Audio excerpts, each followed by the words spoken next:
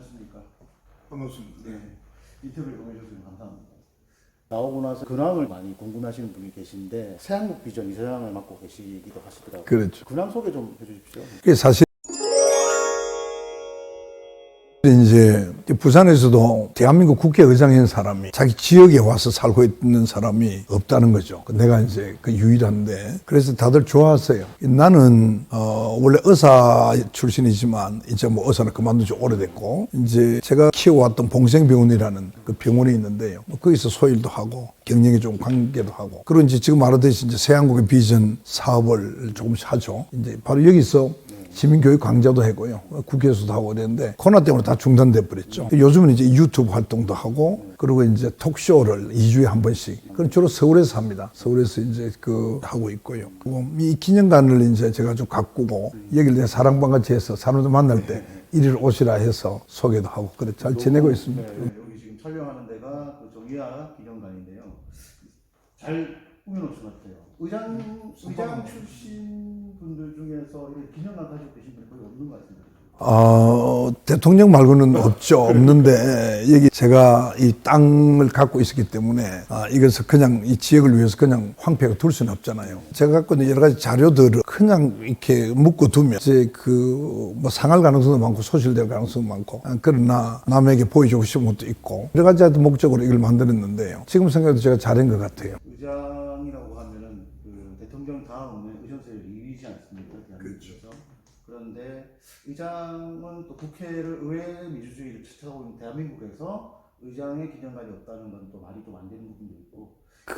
지원한다거나 이런 것은 있을 수가 없고요. 지역에서 존경받는 분이라면 지역 주민들이 나서서 언젠가는 그런 날은 있겠죠. 그렇게 존경받는 대한민국 국회가 되고 또 존경받는 국회의장이 많이 나오기를 기대하고 있습니다. 의장님께서는 부산에서 쭉 대학 부산 의대로 졸업하시고 국민 여러분께서는 잘 모르실 수도 있지만 되게 유명한 신경외과 의사십니다. 그리고 국회에서는 여의도 119라는 별명도 갖고 계시고 김용광 의원도 한번 그런 데 있었고 그렇죠. 그 대정부 질문 하다가 있었고 그 임태희 의원 장인 되시는 그 권 의원님은 내 동맹유로 제가 그 수술에 이제 명의 중에 한 사람이라고 제가 자부를 하는데요. 그 출혈이 있었을 때 제가 이제 바로 마침 저는 방이 306호실이고 권 의원님께서는 212호인가 뭐 그랬어요. 마침 그래 이제 출혈돼 가지고 제가 이제 한번 응급 처리를 해서 수술 잘 받도록 만들어서 이제 소생되기도 했죠.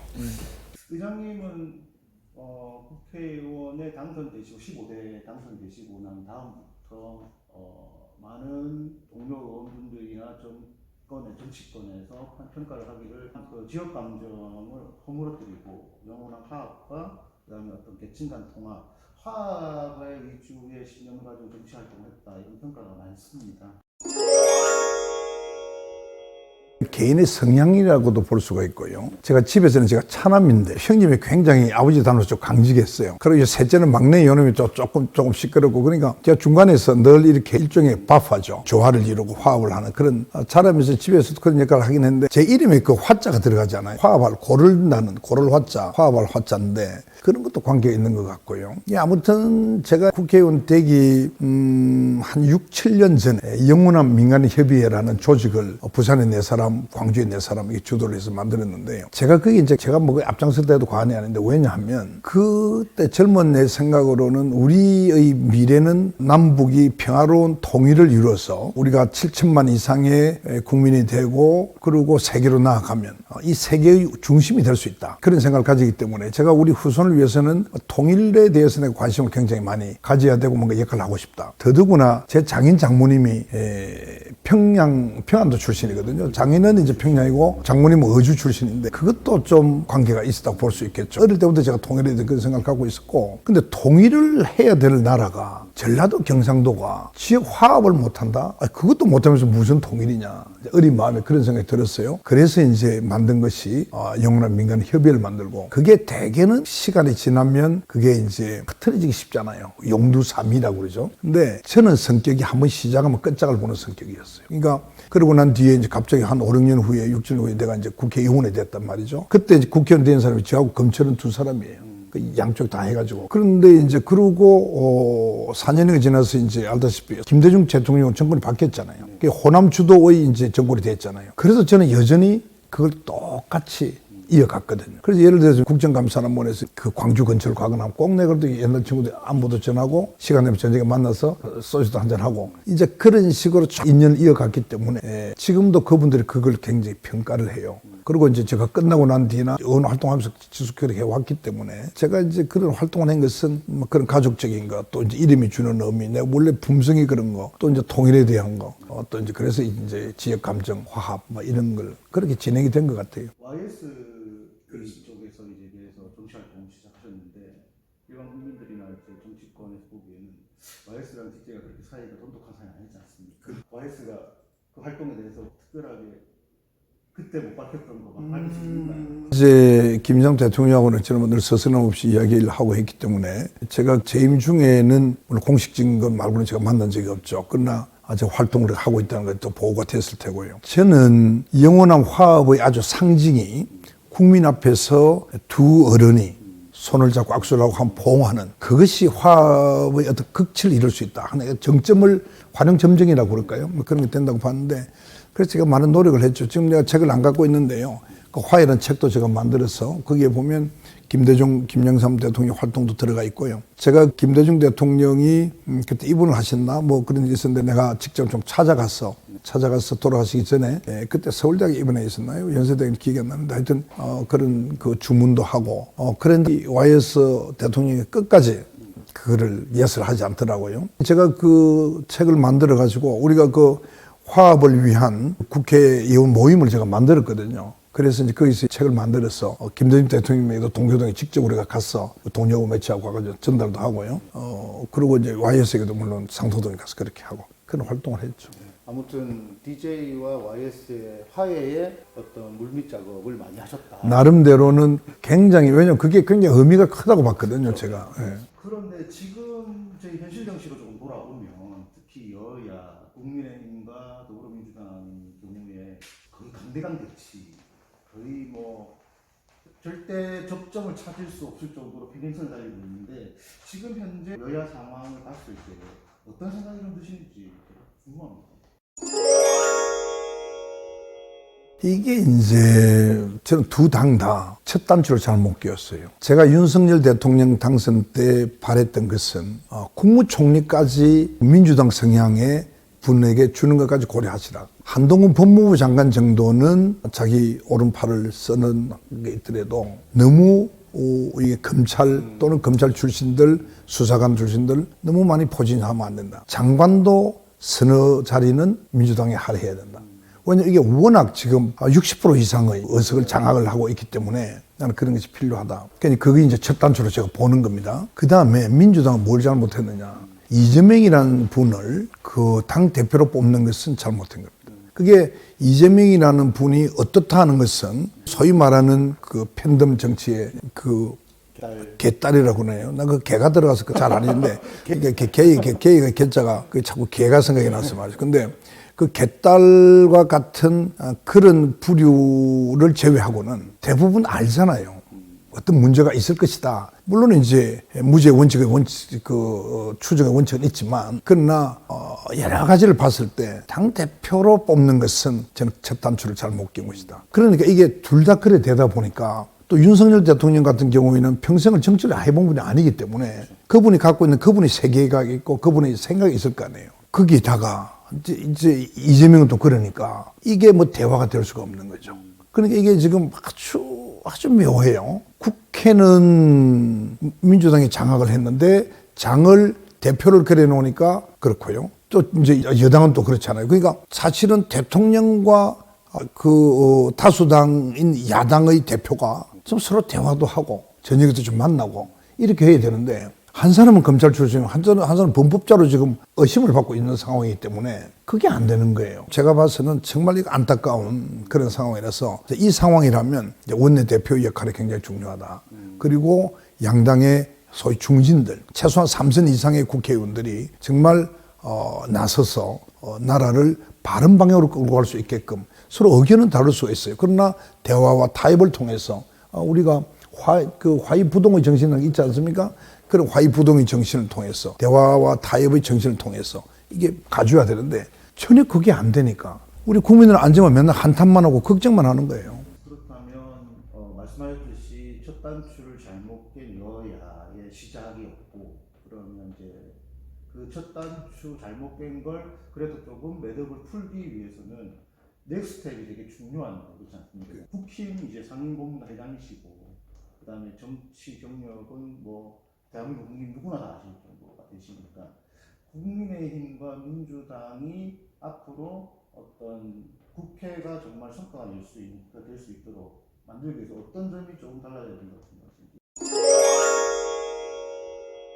정말 그건 어려운죠. 그건 제가 정말 챗GPT한테 물어보고 싶어요. 제 머리로는 정말 이런 상황에서 탈출구가 있을까? 그러나 하여튼 노력은 해야 되는데 그 노력의 시발은 지금 우리 민주당 같으면 임채정 의장님하고 김웅기 의장님, 김웅기 의장님이나 임채정 의장님이나 문희상 또는 이제 정세균 이런 분들하고 우리 쪽에 이제 의장 출신들하고 뭐 그렇게 숫자는 안 맞추더라도 말이죠. 하여튼 그런 서로 이제 대화를 통해서 역할도 좀 한다든지 또는 이제 방금 이야기한 대로 그 중진들끼리의 어떤 현역 원내대표단이 어느 한 군데 치우치지 말고 늘 국가와 국민을 딱 염두에 두고 사리 사욕이나 당리 당육 이런 거 좀 떠나서 참 과연 그럴 수 있을지 내가 지금 하는 거 보면 좀 어려울 것으로 생각이 됩니다만 길은 그것밖에 없어요. 결국은 서로 만나고 대화하고 같이 나라 걱정하고 협조로 협조하고 무리한 짓 하지 않아야 되는데 지금 민주당은 계속 하는 걸 보면 60%라는 초과반수를 가지고 지금 완전히 안한무인이잖아요. 뭐 법이란 법을 무조건 그냥 뭐 그 선진화법을 정말 제가 처음에 참 반대해서 박근혜 그 당시 대통령 후보하고 제가 관계가 그때부터 좀 미묘했습니다만 그 아시다시피 제가 국회의장 직무대행을 했지 않습니까? 그죠? 그때 일어난 일이란 말이죠. 그 내가 그때 기자회견에서 이 법은 통과되면 안 된다 하고 기자회견도 했고 또 박근혜 대통령이 직접 전화도 드리고 만나서도 얘기를 하고 그런데 하여튼 황우여 대표가 어떻게 이야기를 했는지 그리고 이제 최경환 등등해서 그 친박들이 어떻게 설득을 했는지 하여튼 뭐 박근혜 대통령이 했다가 나중에 제가 의장할 때는 또 지키지 말라고 그래 직권 상정하라고 그게 아주 아이러니한 문제였었는데 근데 그 뒤에 어떻게 됐습니까? 지금 일어나고 있는 게 이게 초과반수는 정말 어려운 일이거든요. 근데 이 초과반수가 왜 일어났습니까? 그것도 국힘의 전당인 새누리당이 정말 반성해야 될 부분입니다. 그게 진박 노름하고 말이죠. 그 친박이 어떻고 그래 사타가 국민들에게 마음의 상처를 주고 20대부터 해서 무너지기 시작했잖아요. 그 선진화법을 악용을 해서 그게 말대로 선진화를 위해서 만들었다고 말해서 그 장명이 그게 원래 폭력방지법에서 출발한 거거든요. 그런데 이러면 그렇게 해놨으니까. 근데 이게 선진화가 아니잖아요. 이건 독재국가나 후진국에서 하는 짓이죠. 응? 법사위 통과도 하지 않고 본회의로 바로 직권 상정한다. 안건 조정위원회를 하는데 이상한 짓거리를 해가지고 민주적인 절차를 제대로 못 밟게끔 그때 민형배인가요? 탈당 억지로 시키가 또 다시 무소속 만다. 그런 것을 국민이 보면 과거의 새누리당의 진박 노름하는 거나 이거나 어떻게 해서 국민들 그거 다 보고 있을 거예요. 그래서 저는 내년 총선에서 아마 양당이 심판을 받을 가능성이 상당히 많다. 그렇게 보여요. 말씀하셨듯이 결국은 어떤 입법 폭주, 특히 지금 양당 구도에서 입법 폭주로 나올 수 있는 어떤 특별하게 국회가 속수무책으로 당할 수밖에 없지 않습니까? 지금 그 당하는 게 실질적으로 여당이 국민의힘이 많이 당하고 있지 않습니까? 네, 그 말씀이신데 결국은 그 부분은 필연적으로 따라야 되는 문제가 아니라 선거제도 개편 문제가 잇따라야 되는 문제인데 의장님께서는 의장 시절에서도 항상 다당제를 많이 주장을 하셨고 거기에 대해서 이 다당제 국가되면서 어떤 의회 중심의 정치가 꽃을 피워야 된다는 말씀을 많이 하셨습니다. 그런데 지금 다시 또 선거제 개편이 많이 불붙고 있습니다. 윤석열 대통령은 그래서 정부 여당에서는 선거제 개편을 지금 많이 주장을 하고 아주 추진을 할 생각이고 민주당도 큰 틀에서는 선거제 개편에 찬성하고 있는 것 같습니다. 이게 선거제라는 게 옳다 그러다가 없겠지만 의장님 보시기에 어떤 방향으로 가야지 대한민국 정치 이게 지난번에 문희상 그 의장 시절에 말이에요. 그 선거법을 그 마지막에 그 무리하게 통과시키지 않습니까? 제가 무리하게 통과시켰다는 이야기는 이 선거법이라는 것은 게임의 룰이거든요. 이것은 그 정당이 다른 군소 정당이 아니라 가장 주된 두 정당 여야가 합의를 해야 되는 겁니다. 그 합의를 하지 않고 내가 문희상 의장을 비난하는 것 중에 하나가 그것을 합의를 하지 않고 4+2인가 이래가지고 군소 정당들을 모아서 국민들에게는 얼핏 아주 민주적으로 하고 있는 양 보였죠. 이 크게 잘못된 거죠. 그러니까 결국 어떻게 됐습니까? 결국은 그때 위성정당 만들고 이상한 대한민국에 어떻게 우리 정치가 우리가 지금 선진국이 된 지가 될 바로 문턱에 와 있는 나라에서 이런 일이 벌어질 수 있느냐 말이죠. 그러니까 그때 앞장섰던 손모, 정모 의원들이 어떻게 됐습니까? 명식이 평생을 정치를 해온 사람들이 결국 국민들에게 다 그래 됐잖아요. 심상정 우리 그 정의당의 대표도 마찬가지였어요. 내가 그때 그 이야기, 정의당에 정의가 없다는 이야기를 당신이 어떻게 생각하느냐. 심상정 대표의 그 은혜 내가 충분히 알죠. 내가 의장 때 신 대표와 같이 우리가 어떻게 하면 사표를 줄이고 어떻게 하면 국민의 의사가 그대로 국회에 반영될 수 있도록 다당제로 가고 그런 논의를 많이 했거든요. 했는데 그런데 그건 충분히 뜻은 둘 다 맞아요. 맞아가는데 그 당시에 그런 이용당해서는 안 된다는 거죠. 주된 것은 그 여야의 그 대표적인 정당이 합의를 이루어야 되는 그걸 못한 거죠. 그리고 생긴 게 이제 위성 정당이 생기고 이상한 일들이 벌어졌으니까 당연히 다음 총선을 앞두고는 지금 그걸 안 바꾸면 안 되죠. 그러니까 그거는 야당도 당연히 그거는 바꿔야 되는 겁니다. 안 그러면 이대로 갈 수는 없는 거니까요. 그러면 여기에서 기양 바꾸는데 좀 더 우리 미래를 보고 바꾸자. 내가 정치를 해보니까 이게 제일 양당제의 문제는 성자 독식입니다. 성자 독식. 예를 들면 서울에서 그렇잖아요. 서울에 아마 민주당이 득표가 불과 아마 한 6, 7%인가 뭐 그런 정도일 겁니다. 그런데 실질적으로 의석수는 어때요? 아마 6대 40몇 석 이럴 겁니다. 그때 새누리당 다 하면 6, 7석일 거예요. 이거 말이 안 되잖아요. 그 다음에 사표가 얼마나 많아요. 그죠? 그리고 정의당 같은 경우에도 만약에 8%를 받았다. 그러면 우리가 단순 1차 방정식으로 봐도 300석에 8%면 24석이 있어야 되는 겁니다. 정의당이. 근데 그게 안 되잖아요. 그러니까 그렇게 근접할 수 있는 쪽으로 가야 된다. 그런데 성자 독식의 양당 정치가 갖고 있는 폐해를 우리가 다 알기 때문에 다당제로 가야 된다. 그리고 가장 우리 정치에서 중요한 게 대화와 타협입니다. 누가 뭐래 그래도 이것은 서로 짝짝꿍 해가지고 나쁜 짓 하자는 그런 뜻이 아닙니다. 그러니까 대화와 타협이 정치 굉장히 중요한데 그걸 위해서는 다당제라 해야 됩니다. 그 대표적인 게 독일 같은 예죠. 그래서 저는 그 다당제가 돼야 된다. 그게 되려고 그러면 이걸 만족시키려고 그러면 뭐가 돼야 되느냐? 중대선거구제로 바꿔야 된다. 그렇게 해서 이 작은 그 군소 정당들도 많이 국회에 진출할 수 있도록 만들어줘야 되고 그 다음에 비례대표도 말이죠. 저는 권역별이 필요하다. 권역별로. 그리고 원칙이 있어야 되고요. 아니 이 비례대표 의원들이 어떻게 해서 비례대표 후보가 됐는지 아는 국민이 아무도 없어요. 근데 저도 그 정당위원회였지만 정당에서도 그 관계하는 사람 말고는 아무도 몰라요. 이게 어떻게 해서 결정됐는지. 그건 있을 수 없죠. 그건 전 국민까지 아니라도 최소한 당원이 우리 당의 비례대표는 이런 사람을 해야 된다. 내가 만약에 선대위원장이라면 나는 그런 원칙을 정하겠어요. 그렇게 해서 당원 투표를 통해서 얼마든지 그거는 여론조사에서 만들 수 있잖아요. 그래가지고 리스트를 만들어야 된다. 물론 당에서 이제 꼭 필요한 사람들도 있지만 그건 당원들이 설득을 해야죠. 이러니까 이렇다. 그러면 그분들이 당원들이 바보 아닌다면은 알아서 그걸 지지해 줄 거 아닙니까? 그래서 권역별 비례대표를 통해서 가야 된다. 그러고 이제 지금은 보면요. 이게 그동안 더 심화된 것이 뭐냐면 아시겠지만 수도권 집중 현상입니다. 그러니까 이제는 지역구 출신 국회의원이 수도권이 서울, 경기, 인천만 가지고도 가반수가 넘어버렸어요. 비례대표 대부분 지방 출신 서울 사람들이잖아요. 그래서 내가 그건 안 된다. 그 지방에서 살아온 사람들이 후보가 돼야 된다. 그래서 내가 권역별 비례대표를 주장하는 거예요. 그러니까 이제는 지방 출신 서울 사람 안 된다는 거죠. 이제 그러고 이제 그런 식으로 이제 하다가 보면 보십시오. 중대선거구제, 권역별 비례대표 이게 두 개가 기본이죠. 기본. 그 다음에 석패율 제도 같은 것도 고려는 해봐야 된다. 이건 검토를 해봐야 되겠죠. 그 다음에 김기현 대표가 당선되고 나서 국회의원 수를 30명 줄일 수 있다. 그런 말 했잖아요. 저는 이렇게 했으면 좋겠어요. 이건 순전히 제 개인 생각인데 이것은 제가 정치할 때부터 하던 얘기입니다. 우리는 상하원이 이제 있을 때가 되었습니다. 상하원이. 왜냐? 아까 말씀대로 수도권에 서울, 경기, 인천에 전 국민의 반수 이상이 사는데 사실상 조금 더 수도권을 확대해보면 세종시까지가 이제 다 수도권입니다. 그러니까 강원도는 문막까지, 인천, 문막, 밑으로는 세종시까지 이게 다 수도권이에요 이제는. 그러면 그 외 지방은 지금 소멸되고 있잖아요. 지방의 국민들 목소리도 굉장히 소중한 목소리란 말이죠. 그러면 거기서 생각해야 되는 게 중대선거구를 하되 이 농촌을 어떻게 할 것이냐. 그게 하나 있고요. 그 다음에는 상원을 해서 예를 들면 전라남도가 인구가 적어도 상원을 두 사람 주는 거죠. 예를 들면 그런 겁니다. 전라북도 그렇고 이제 충청남북도 그렇고 이제 수도권은 말 그대로 나누면 되고요. 서울은 한 4등분을 하고요. 강원도는 강원은 뭐 작으니까 인구가 작으니까 하나를 하더라도 그다음에 이제 경기도 같은 인구가 1000만이 넘잖아요. 그럼 이제 하루에다 두 사람 그럼 네 사람이 되겠죠. 그런 식으로 해서 상원을 한 50명 정도 하고요. 그러면 250명이 남잖아요. 이 250명을 가지고 비례대표는 한 50명 권역별. 그럼 지역구가 200명이 되는 겁니다.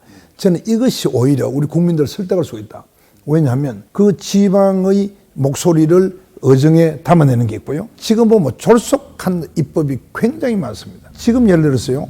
지금 선진화법에 의해 가지고 더불어민주당이 해서는 안 될 짓들을 하는 겁니다. 우리 국민들은 다른 사람 어떻게 생각하는지 모르지만 제가 볼 때는 이건 정말로 해서는 안 되는 겁니다. 어떤 법도 이 국회라는 용광로입니다. 우리가 좋은 새, 나쁜 새 전부 다 용광로에 부어가지고 그걸 재련하고 해서 마지막에 정말 좋은 쇠를 만들어내는 게 용광로잖아요. 그것이 국회거든요. 전 국민이 갖고 있는 모든 의견을 다 수렴을 해서 거기에서 이제 그 용광로 역할을 해줘야 되는데 그럼 어떤 법 하나를 있으면요. 그 법에는 다 이해타산하고 관계되는 사람이 많잖아요. 그러면 이 사람들이 과연 자기 직역 이기주의만을 위한 것인가? 근데 직역 이기주의라도 이것이 정말 나라에 도움되는 것인가? 국민에게 도움되는 것인가? 따져봐야 될 거 아닙니까? 그죠? 그러한 역할을 국회에서 하려고 그러면 충분한 기간, 최소한도 4, 5개월의 기간을 가지고 대화하고 세미나하고 서로 디스커션해서 이게 되는 거란 말이죠. 그래서 그냥 둘 수도 없고 상원이 있으면 상원에서 한 번 더 걸릴 수 있는 거죠. 그래서 지금 우리나라가 갖고 있는 여러 가지 문제를 봐서는 이제는 양원제가 될 때가 됐다. 그래서 생각하죠. 다당제가 되면 과반수가 되는 당이 없을 것 아닙니까? 그러면 나를 끌고 가려고 그러면 다른 군소 정당과 서로 독일같이 서로 연합을 안 할 수가 없잖아요. 그렇게 끌고 가는 겁니다. 그러면 그 한 당이 갖고 있는 이념도 다른 정당의 이념과 또 이렇게 뭉쳐가지고 좀 더 바른 방향으로 갈 수 있다는 거죠. 아까 말씀 상하원제는 미국같이 이제 대통령제를 가지고 있으면 상하원제를 가지고 있는 데가 미국이 거의 유일하다고 할 수 있는데 그 미국의 그 정치 시스템을 가져오자는 말씀이신 것 같은데 그러면 결국은 의장님께서 이제 이런 구상을 말씀하시는 뒤따라야 될 부분이 또 개헌이 또 뒤따라야 되지 않습니까? 개헌 논의 부분에 대해서는 지금 항상 나오는 얘기인데 항상 안 되는 부분이 있거든요. 그럼 이번에 이 부분 어차피 선거제도 개편과 개헌을 갖다 함께 하는 게 가장 실효성 있는 방법이라고. 그러나 개헌이라는 것은 제 경험적으로 봐도 쉽지 않거든요. 그리고 우선은 헌법을 고치지 않고 할 수 있는 이 선거법이라도 우선 고쳐놓자. 이 우선이고요. 그리고 지금 이제 지금 윤 대통령이 당선도 한 1년 됐죠. 5월 달이 이제 1년이잖아요. 그러면 이번에 선거구 개편이 되고 나면 내년 총선의 개헌을 안에 공약으로 내세울 수가 있는 거죠. 그러면 지금부터 물밑에서는 사실은 이제 개헌에 대한 논의가 그동안 굉장히 많이 있었잖아요. 그죠? 근데 과거에는 89년 체제라는 게 김대중, 김영삼이라는 큰 정치인들이 계셨기 때문에 이게 이루어질 수 있었어요. 근데 그 뒤로는 지금 그게 안 되는 게 그런 영향력을 크게 가진 지도자가 없는 겁니다. 그러니까 대개 개헌을 먼저 나서는 사람들이 대개 이제 저와 같이 국회의장들이 개헌해야 된다고 자꾸 주장을 하는데 실질적으로 거기에 힘을 받으려고 그러면 대통령 힘을 실어줘야 되거든요. 그 대통령이 언제쯤 하느냐? 꼭 이제 5년이니까 마지막 한 4년이나 5년, 1년 내지 1년 반 남았을 때 그때 이제 개헌을 했으면 좋겠다. 그건 자기의 입지에 따라서 그런단 말이에요. 그게 될 리가 없는 겁니다. 그게 여태까지 89년부터 계속 이러온 거예요. 그러니까 우리가 이게 지금 뻔하게 개헌을 하지 않으면 안 된다는 걸 알면서도 안 되는 겁니다. 근데 또 그 개헌에도 말이죠. 아시잖아요. 정부통령제가 있죠. 내각제가 있죠. 이원 집정제가 있죠. 저는 이 셋 중에 하나인데 사실상 이원 집정제는 준내각제입니다. 근데 우리가 순수한 내각제만 할 수가 없어요. 왜냐? 내가 볼 땐 그렇습니다. 우리는 천황도 없고 예를 들면 여왕도 없고 대통령도 없습니다. 그러니까 누가 나라를 대표합니까? 그러면 국회의원 중에서 총리를 뽑아서 그래서 해야 되는데 그건 안 맞죠. 나라를 대표하려고 그러면 최소한도 국민이 직접 선거를 해서 뽑아줘야 되거든요. 그래야 힘이 실린단 말이죠. 그러면 국민이 뽑은 대통령, 이 대통령 밑에 이제 정부통령이 있어도 관계없죠. 그럼 4년 중임도 관계없고요. 이분에게는 국회 해상권 정도 강한 힘 하나를 주는 겁니다. 뭐 외교니 뭐 안보니 이거는 뭐 이렇게 나누면 이게 나중에 경계가 말이죠. 하나님과 또 싸웁니다. 거기다가 저 총리와 대통령이 정당이 다르면 또 싸울 수가 있고. 그러니까 대통령에게는 그런 정도 권한만 주고 권위를 살리고 나를 대표하게 하고 살림은 전부 다 총리가 하는 겁니다.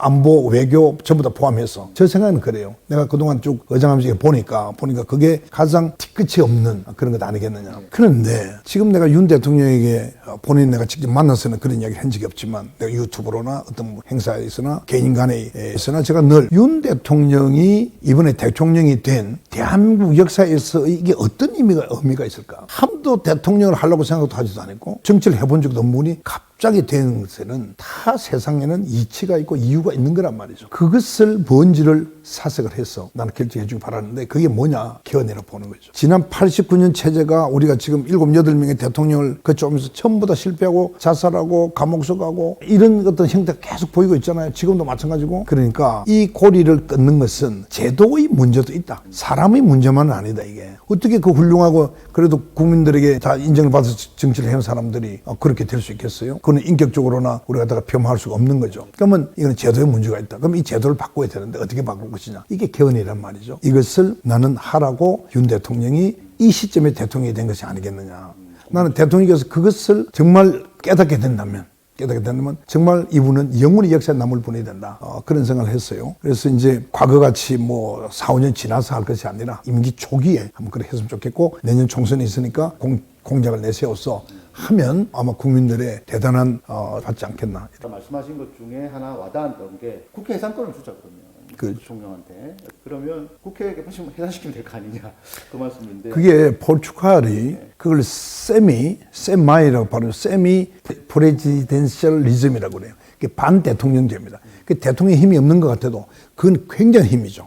굉장히 힘이죠. 결국 이제 개헌을 하게 되면 이게 이제 내각제 4년 중임이냐 이쪽으로 갈 거란 말이죠. 그런데 그건 계속 논의를 해봐야 되는 거지만 국회가 국민들로부터 인정받는 부분이 5% 이해합니다. 그러니까 신뢰가 5% 이해하죠. 그렇기 때문에 이번 내년 공천이 굉장히 중요합니다. 결국은요, 국민이 선택을 하는데 최악이냐 차악이냐 중에 뽑아라. 이게 지금 양당 정치하는 문제란 말이죠. 무소속은 되기도 어렵고요. 그러니까 공천을 정말 민주적으로, 합리적으로, 국민들이 봐서 정말 타당하다 하도 우선 만들어내야 되고요. 그 국회의원이 과거와 내각제가 됐을 때하고 차이가 뭐냐면요. 지금 현재 경우에는 대통령 제하에서 현재 국회는요. 국회의원에게 그렇게 큰 책임이 없습니다. 말을 하고 행동해도 큰 책임이 없어요. 그러나 내각이 된다는 의미는 총리를 거기서 뽑죠. 장관들 다 뽑지 않습니까? 이 사람들은 또 책임을 져야 되는 겁니다. 그러니까 책임이 없는 경우와 책임 있는 경우는 완전히 상황이 달라진다.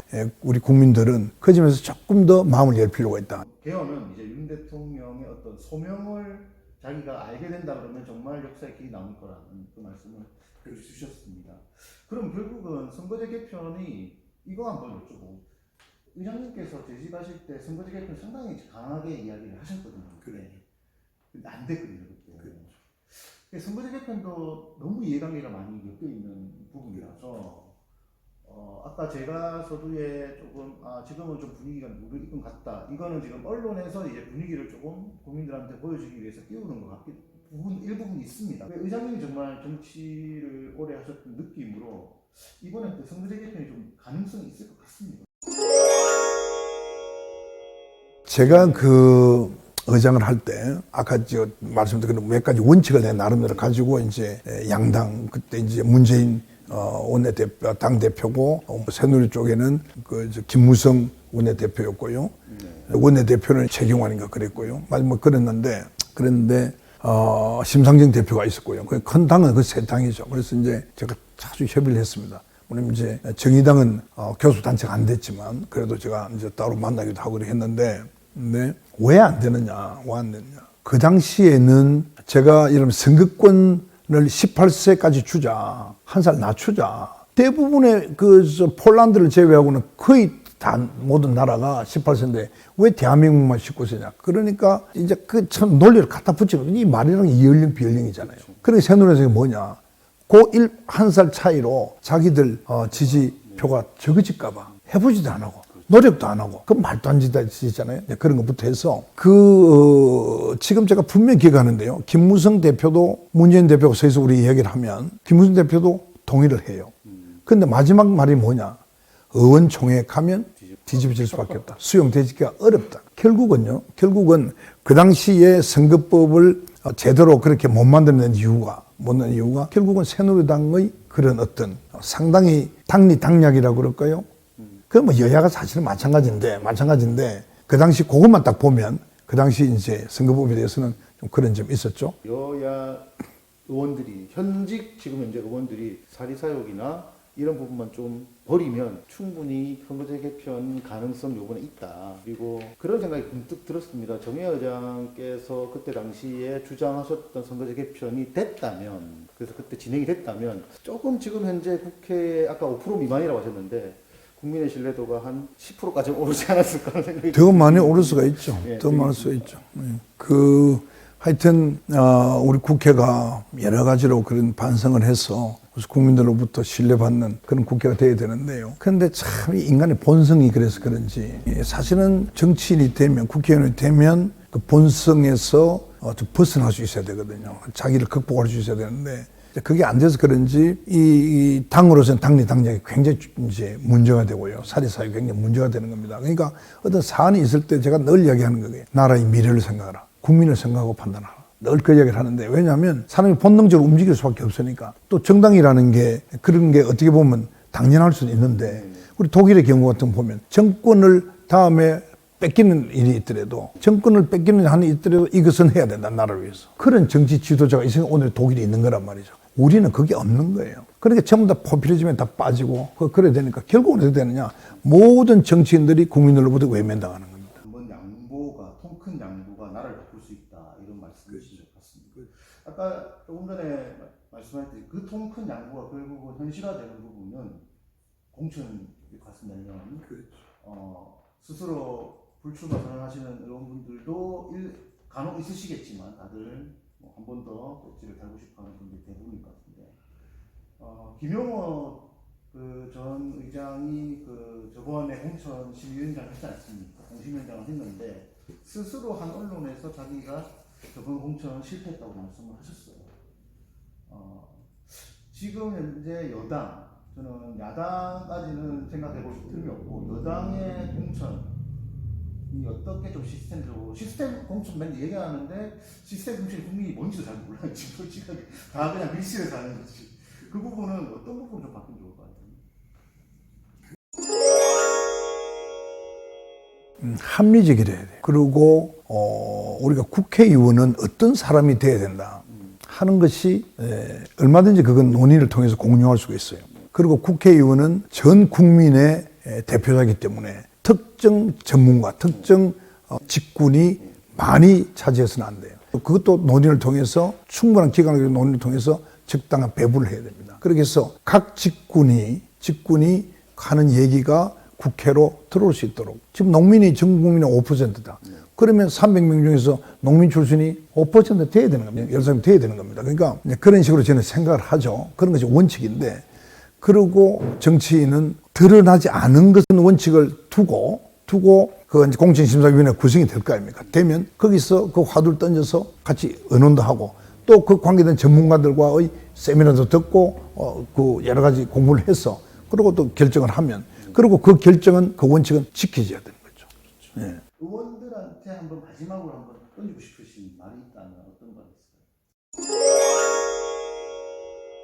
있을까요? 이제 그 사람은 누구나 승부욕이 있고, 또 정치는 흔히들 말할 때 한 번 발을 담그면 빼기가 참 어렵다. 이제 그런 얘기들을 많이 하는데요. 제가 경험한 바로는, 제가 내리 5번 했지 않습니까? 많은 유혹도 있었고, 지금 뭐 일일이 필설로 다 말 못할 정도 유혹이 많았는데, 늘 내가 마음에 두고 있는 게 딱 하나 있었어요. 가장 중요한 것은 정직하라. 이 정직성이라는 게 국회의원이 가지고 있는 가장 큰 무기다. 그걸 내가 늘 마음에 두고 있었고요. 그 다음에 이제 내가 후배들에게 한 이야기는, 제가 그 의장 직무대행 할 때 20대 국회의원들 연찬회를 제가 이제 개최했지 않겠어요? 그때 제가 한 스피치에 그런 이야기를 했는데, 그건 내가 한 이야기가 아니죠.